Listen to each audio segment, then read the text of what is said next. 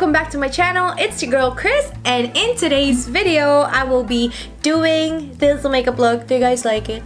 Nakikita nyo ba kung gano'ng kataas yung blush on ko? O diba, ang cute ng aking geometric hoop earrings na nabili ko for 100 pesos sa H&M, which is totally an irrelevant information because in today's video, ang pag-uusapan natin, I will tell you about the one that got away. So without further ado, let's get started.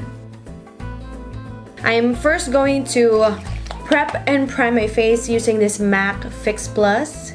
It's the, ano ba to? Ito yung full size na version nila. So, ayun na nga guys. Kukwento ko sa inyo. Because a lot of you requested for the one that got away, get ready with me video. And at the end of this video, I want to know kung sino sa tingin nyo ang the one that got away. Siya ba o ako? This one is from MAC as well. This is the Prep and Prime Skin Base Visage.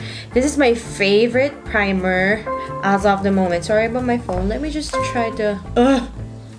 Okay, there we go. So, sino sa inyo ang naniniwala sa soulmate, sa love at first sight? Please comment some hearts down in the comment section.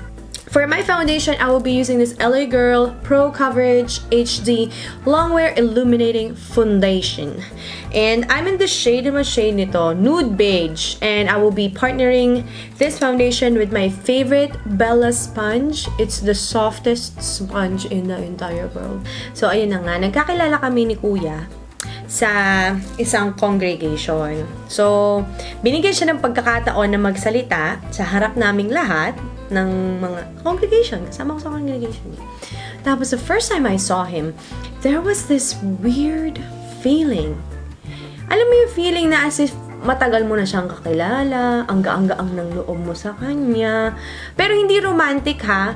And merong feeling na parang, dang, ba't ganito? As far as I can remember, ang nag-stick sa utak ko noon was, I have to take care of him. Like, the first time I saw him, wow, parang, there's something about him. There's something about his soul. There's something about his aura, his energy. Now, I feel like I want to be with him and I want to take care of him. And it's like the first time I ever felt that. And prior to that, I had boyfriends na may mga dinate na ako. Tapos, prior to that din guys, hindi naman ako naghahanap ng boyfriend ng mga panahon na yun kasi hindi yun perfect timing para lumablay. And so, nagkasama kami, kumbaga sa isang team na ganyan, nagkasama kami ng siguro mga ilang buwan din. So, madalas kami nagkikita. We became very, very good friends. And let me tell you guys ha, walang kahit anong romantic feelings coming from my end. Ewan ko, from his end. Okay, so nakauwi na ako, back to reality na, tapos gahanap na ako ng trabaho, ganyan-ganyan. Isang proof na hindi ako romantically attracted sa kanya is the fact na I dated another guy who almost became my boyfriend because we exclusively dated for like 11 months. And this is the same guy that I was telling you about, yung nagsabi sa akin na, don't you think we need more time? If you're watching this video, look at me now. Nasa Facebook friends ko pa rin siya, pero hindi ko naman siya kinakausap. Not this guy, the guy that I dated pag uwi ko dito sa Manila. And so, niloloko-loko niya ako na parang, type mo pala si ganito, si ganyan-ganyan. Alam ko lang, ganyan. Hanggang eventually, hindi nga nag-workout yung kami at saka si 11 months, diba? Tapos magko-concealer tayo, tatakpan natin mga eye bags gamit ang Tarte Shape Tape in the shade Light Sand. So, I'm just gonna apply it here. Ang bango talaga nitong concealer na to talaga as in. So, lumipas na si... at tatawagin ko na lang yung mga lalaking minahal ko or mga lalaking dinate ko after kami magkakilala na boylet, ha? Okay, so si boylet number 1 out of the picture. So, single na naman ako. So, dumating na yung time na he's done with his voluntary service and he came back home. Dito na rin siya sa Manila. Tapos, gagamit muna tayo ng setting powder, Laura Mercier, to set underneath the eyes. That's what I'm gonna do right now. Just because we don't want to get so wrinkly. And, ayun na, nag-crease na. Mahirap mag-set kapag may crease. Okay, ayan. I had boylet number 2. Tapos si boylet number 2, saglit ko lang siya naging boyfriend. Pero syempre, nag-break na naman, chika-chika na naman, ito yung nangyari, ganyan. And yung mga kaibigan namin, mga common friends namin, niloloko kami. Or at least ako. Na parang, ba't kasi hindi na lang si, kuya? Ang dami-dami mo pang dinidate, nasasaktan ka lang. Eh di siya na lang. Total matagal na kayo magkakilala, ganon. Tapos sa isip ko, oo nga no, pero ang weird. Parang ang weird naman kasi mas matanda ako, tapos mas bata siya. Di ano na lang ang magiging itsura namin pag magkasama. Eh, noong mga panahon na yun, superficial pa ang ating nyo, no? Hindi naman siya kapangitan, may itsura naman si Kuya. Pero yun lang, I'm like super duper old and I'm the type of girlfriend na gusto ko binibaby ako. Here comes boyfriend number 3! Oh my gosh! Ay, nakaw! Okay. Bago yan, magkikilay muna tayo. Hindi ako kinikilig, natatawa lang ako pag naaalala ko. Baka ma-misinterpret nyo. Hindi ako sure kung sino mag-e-edit itong video na to, kung Oba o si Justin. Malamang ako. Kasi kapag pinanood ni Justin, patay tayo. Okay? So, right now, I'm gonna be using for the very first time si Anastasia or si Anastasia Brow Wiz together with my Benefit Brow Things. Oo nga, ba't hindi na lang kami? Eh kaso, hindi naman niya ako gusto. Sa isip ko, hindi niya ako gusto. Sa isip ko na parang siguro attracted siya sa akin. Pero kung talagang gusto niya ako, matagal niya nang sinabing gusto niya ako. Parang ganyan. So, paano? Kahit may mga clues na he really likes me. Anyway, I'm just gonna finish my eyebrows. Actually, I like this eyebrow pencil ha. Hindi siya sobrang as in pigmented. Pero very, very natural lang ang itsura niya. Nakakatawa yung itsura ng aking kilay. May mga hairs na nandito. O, diba? I'm thinking whether I should grow back all the kilay that I lost all throughout this year. Sino sa inyo yung kakaahit, hindi na tinubuan ng kilay? So, ayun na nga. Tanggalin na lang nga natin kasi sagwating na eh. So, ayun na nga guys. Eh, hindi pa rin siya kumikilos. Alangan naman ako mag-first move. Nako, never ako mag-first move talaga. I might give hints here and there, magbibigay ako ng mga motibo, pero hindi ako mag-first move talaga pagdating sa mga ganyan. So, sa isip ko, okay, kung ayaw mo sa akin, hindi okay lang. Kung wala kang lakas ng loob na sabihin sa akin, mahal mo ko all these years, di terribles. Hanggang sa nakilala ko nga to si boyfriend number 3. Na muntik-muntikan ko ng pakasalan. Oh my goodness, buti na lang. That is a totally different love story which I might share in another Get Ready With Me video. So, nung boyfriend ko na si boyfriend number 3, yun na yung time na aalis na siya ng Pilipinas, si Kuya. So, parang ako naman, ay, makabawasan na naman ako ng mga kaibigan. Sabi ko ganyan. Parang I felt bad. Before he left, nagkita kami. And nung time na yon ay boyfriend ko na si Boylet number 3, diba? So, nagkita kami and I'm very, very happy. And I remember we hugged each other as if it was like the last time that we would see each other. Parang ganun, parang, okay, this is it. Goodbye. I'm gonna miss you. Na baka ito na talaga yung pakasalan kong lalaki. Na parang it's too late for him. Siguro may ganung thoughts din siya. I will never know because we never really talked about it na sobrang seryoso. Nag-aasara na lang kami ngayon pag nagkikita kami. Itong Anastasia Beverly Hills I like it. I decided to just use it on its own. Wala na lang nitong Benefit na Brow Wiz. Magko-contour na tayo. And the contouring palette that I will be using is this one. This is by Kat Von D Shade and Light Palette. O, yun na nga. So, nasa ibang bansa na siya, diba? Tapos ako naman, nandito, happily in love sa Pilipinas. Hanggang eventually, etong si boyfriend number 3 at saka ako, meron na kaming, kumbaga, plans to get married. And then, all of a sudden, if you want to know what happened, okay, punta na lang kayo dun sa video na I will be linking in the I button somewhere around your screen or ilalagay ko dun sa aking description box. Basta nagkahiwalay kami ni boyfriend number 3 and it was like the worst heartbreak na natanggap ko. Kasi iba talaga yung heartbreak pag alam mo na magpapakasal na kayo. Or at least from my end, that's what I understood.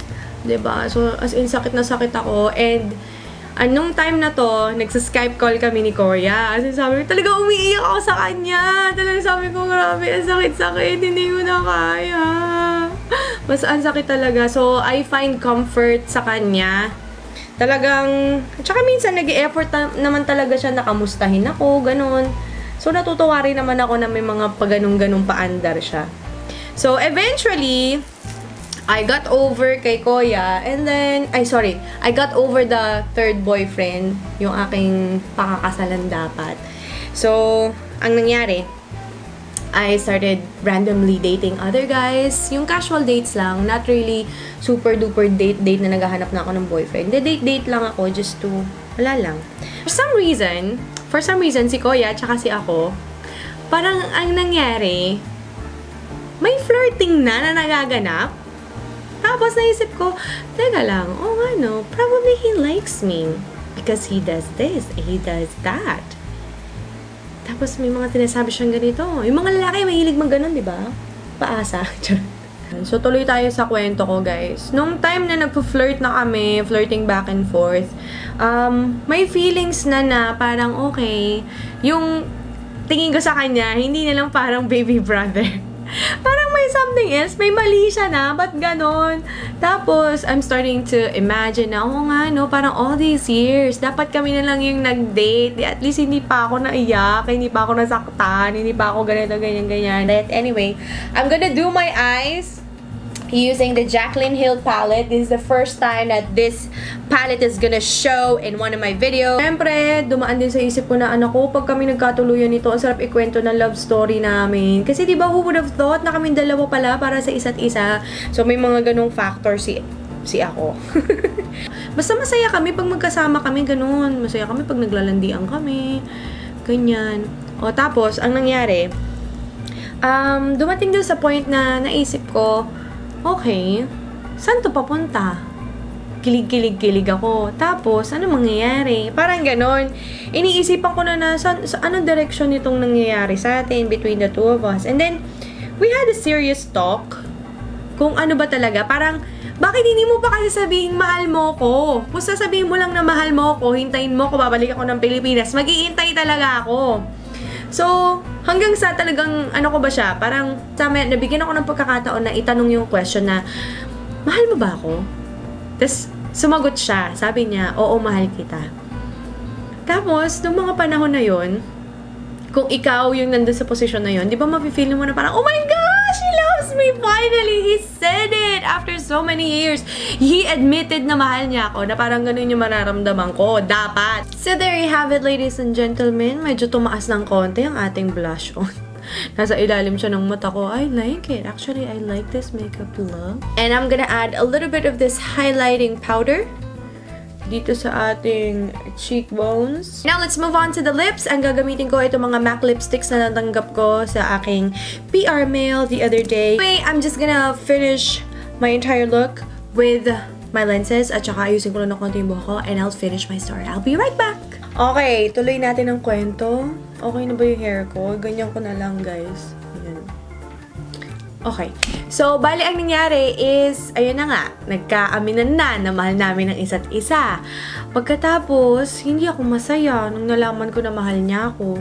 Imbis na maging masaya ako at magdiwang ako, hindi yun yung naramdaman ko. Parang may mali. Parang ganun yung feeling ko. Parang, hindi dapat ganito. Parang, dapat wala ako sa ganito sitwasyon. Parang ganun yung na-feel ko. And then, sabi ko nga, I'll give it some time. Hayaan muna namin na mag-sink in sa isa't isa yung mga inamin namin sa isa't isa. Parang ganyan. And then eventually, na-realize ko na parang, bakit ko inahayaan yung sarili ko mag-stay sa isang sitwasyon na pinapaasa ko? Ba't kailangan kong mag-stay sa sitwasyon na naghihintay ako kung hindi naman siya nagpapaantay, di ba? Parang feeling ko parang mukha kong tanga, parang ganun. Tapos sabi ko, ang dami ko nang dinate na lalaki, ang dami ko nang naging boyfriend, tapos parang laging ganun. But parang laging sa bandang huli, ako yung mukhang tanga. Sabi ko, this time, I'm gonna make it different. Yun talaga yung pinangako ko sa sarili ko na sabi ko, you deserve better! Parang ganon. You deserve someone better. Hindi ko naman binababa yung market value niya. It's just that, pero naisip ko, siguro may isang tao na mas makakapagbigay sa'yo kung ano yung hinahanap mo sa isang lalaki. And then, nangyari na nga yung kinasal yung kapatid ko, tas best man niya si Justin. Tapos, one thing led to another hanggang sa Justin and I started hanging out. From my end, parang hanging out lang siya kasi I just wanted to get my mind off of this Koya guy, di ba? Parang gusto ko muna yung attention ko mawala kay Koya, mapunta kay Justin. And then, nung nagde-date kami ni Justin, wala kasing, walang serious talk na, liligawan kita, i-ask out kita, ha. Parang naging natural na nangyari sa amin na we're hanging out, parang ganon. And then, at the back of my mind, sabi ko, gagawin ko na lang rebound si Justin, parang ganon. Kasi feeling ko, hindi naman siya seryoso din sa akin. Parang sabi ko, okay, he's just any other guy. Parang siguro kagaya rin siya ng mga guys na dinate ko dati. Just to let you know, guys, ha, may open communication pa rin kami ni Koya. Tapos sinasabi ko sa kanya, okay lang ba na mag-date ako ng iba? Yung iba na sinasabi ko si Justin yon. Sabi ko, okay lang ba sa'yo na nililigawan ako ng iba? At that time, nagpakita na sa akin or inamin na ni Justin sa akin na mahal niya ako, na gusto niya akong ligawan, lalalalalala. Gano'n mo ba naman, sabi ni Koya sa akin, sige, ikaw bahala. Parang, sabi ko, wala man lang ownership? Parang gano'n. Di ba tayo mga babae, kahit nasabihin mo na walang label, at least yung maramdaman mo man lang na, hindi pwede, bakit? Gusto mo na ba magpaligaw? Hindi mo na ba ako mahal? Hindi mo na ba ako gusto? Parang yun yung hinahanap ko na sabihin niya na parang, okay, so ganun-ganun lang.